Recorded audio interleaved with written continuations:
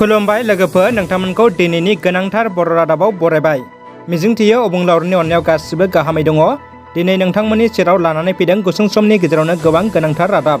अन्नानै भिडिअखौ जोबजासे नायलांनो गुरै खावलायबाय। गिबि रादाबाव दङ बिटिआर गेलेमु बिफाननि थाखाय गाहाम खौरां। बिटिआर गेलेमु बिफाननि आवथायाव नलबारि गेरेमसा आफादनि गेलेग्रा फोथाराव हा खोनायजों लोगोसे गल खुन्था गायनायनि थाखाय दिनै अन्थाइ खाम्फाखौ बिटिआरनि एम दावबायसा बर'आ बेखेवनानै होयो। बे फोथारखौ खाग्राबारि ओनसोलनिनो मोनसे गाहाय गेलेग्रा फोथार महरै बिथांखि लानाय जागोन होनना बिटिआरनि एम दावबायसा बर'आ बाहागो लानानै बुंथियो। बिजेपिखौ गोख्रों सामोल होदों आसाम प्रदेश कंग्रेस दोलोनि आफादगिरि भुपेन बराया। कंग्रेस दोलोनि सिङाव हाबना बिजेपिआ मोनबो बाथ्रा दाबुं होनना भुपेन बराया बुङो। लोगोसे बिजेपिखौ गोख्रों रावजों सावरायो। बिजेपि दोलोआ रायजोनि होनाय गासै बाथ्राखौ दिनै बावगारबाय। अदेबानि रायजोनि मावनां आरो जौगाखां हाबाखौ दिनै बिजेपिआ बावगारजोब्बाय।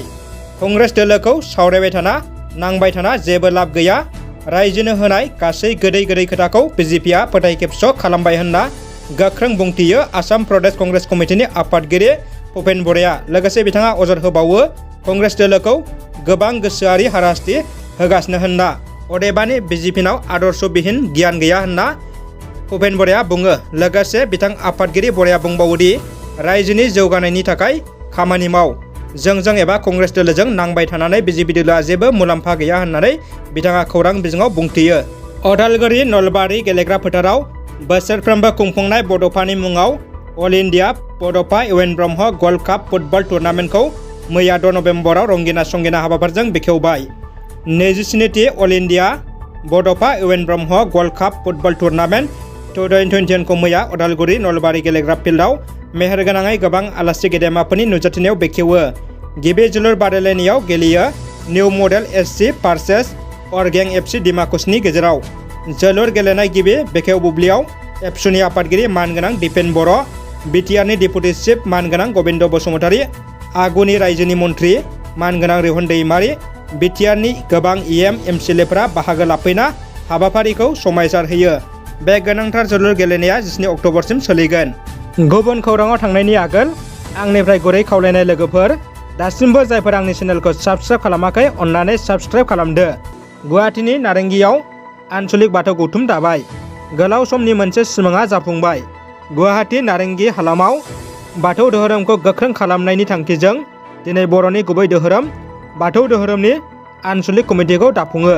दुखुनि खौरां, सासे बर' फिसाया 5 दाननिफ्रायनो गोमानानै दङ। भिडिअ स्क्रिनाव नुनाय सुबुंनि मुङा कान्सा नार्जारी। बिथाङा कार्बि आंलं जिल्लानि लांहिन ओनसोलनि। नखरनि सुबुंफोरा मिथिहोनाय बायदिब्ला बिथाङा माखासे दान सिगां कानपुर उत्तर प्रदेशआव खामानि मावनो होनना थांदोंमोन।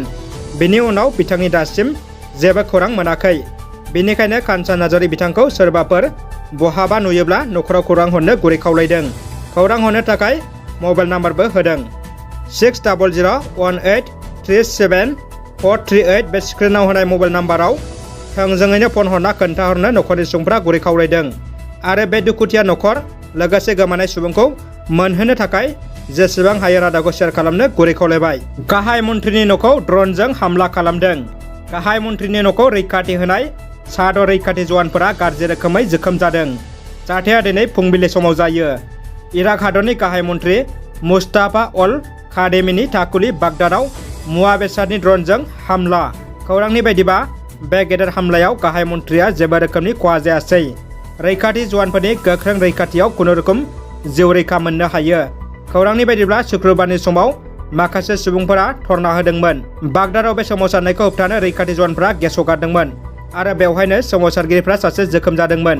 दासिम बे जाथायखौ सोर खालामदों रावबो सिखारजायाखै। जाथायखौ लानानै मुलुगनाङै सोंखारिदों। जाथायजों लोब्बा थानाय सुबुंफोरखौ दासिम गोख्रों सन्दानगासिनो दं होनना मिथिनो मोननाय जादों। दानिया फैदो जोबथा खौराङाव। जोंनि भारत हादरनि गाहाय मन्थ्रि प्राइम मिनिस्टार मदिखौ जों भारतारिफ्रा बयबो सिनायो मिथियो। मदिखौ सिनायै भारताव रावबो गैया। गाहाय मन्थ्रि जानायजों लोगोसे बिथाङा गोबां मुंदांखा आखा फाखा राजखान्थि आरो हादर खुंगिरि। नाथाय आथिखालाव मदिया भारतावल' सिनायजानाय अनसायजानाय मुंदांखा सुबुं नङा। आथिखालाव मदिखौ मुलुगनि गासैबो हादराव सिनायसै। मुलुगनि गोजौ थाखोनि मुंदांखा हादर खुंगिरिफोरनि फारिलाइयाव आमेरिकानि हादरगिरि ज' बाइडेन, इंलेन्डनि गाहाय मन्थ्रि बरिस जनसनखौबो उनाव गालांदों मदिआ। मुलुगनां मोनसे खौरांनि रिपर्ट बायदियै सुबुंफोरजों अनसायजानाय मुलुगनि टप मुंदांखा सुबुंफोरनि फारिलाइयाव भारतनि गाहाय मन्थ्रिया सिगां सारियाव जायगा आवग्रिनो हादों। रादाबा एसेनोसै लोगोफोर, अन्नानै भिडिअखौ लाइक, कमेन्ट, शेयार खालाम आरो उननि समाव गोदान खौरांखौ थाबैनो मोननो चेनेलखौ साबस्क्राइब खालामना बेल आव थुना अलाव होनानै ला। गोजोन्थों।